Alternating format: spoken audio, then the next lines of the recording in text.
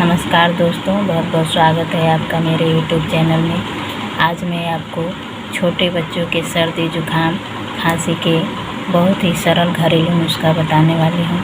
सर्दियों के मौसम में अक्सर बच्चों को सर्दी जुकाम खांसी हो जाती है, जो दवा पिलाना बहुत ही मुश्किल होता है, वो दवा पीते नहीं हैं। तो आप इन घरेलू नुस्खों से उनको ठीक कर सकते हैं। ये जो घरेलू नुस्खा मैं बता रही हूँ, ये मेरी मम्मी के बताए हुए नुस्खे हैं। मेरे बच्चे अक्सर अपने नानी के नुस्खों से ही ठीक होते हैं।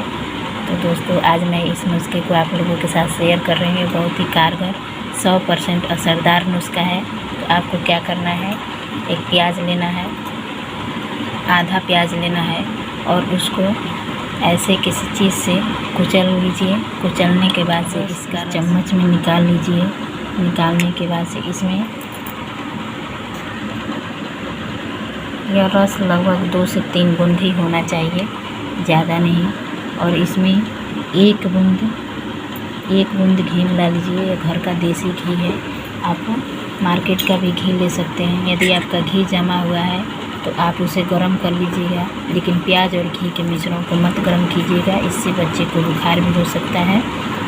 आप इस मिश्रण को बच्चे को सुबह शाम पिलाइए। बच्चे की सूखी खांसी हो, बलगम वाली खांसी हो या घुर करने वाली खांसी हो, सब ठीक हो जाएगा। यह नुस्खा, ये जो प्याज का रस है, आप 8 महीने से 2 साल तक के बच्चे को पिला सकते हैं। इस नुस्खे से आपके बच्चे को बहुत ही आराम मिलेगा। यदि आपको मेरा वीडियो पसंद आता है तो आप इसे प्लीज़ लाइक, शेयर और सब्सक्राइब कीजिएगा और मुझे कमेंट बॉक्स में बताइए कि मेरा वीडियो आप लोगों को कैसा लगता है। धन्यवाद।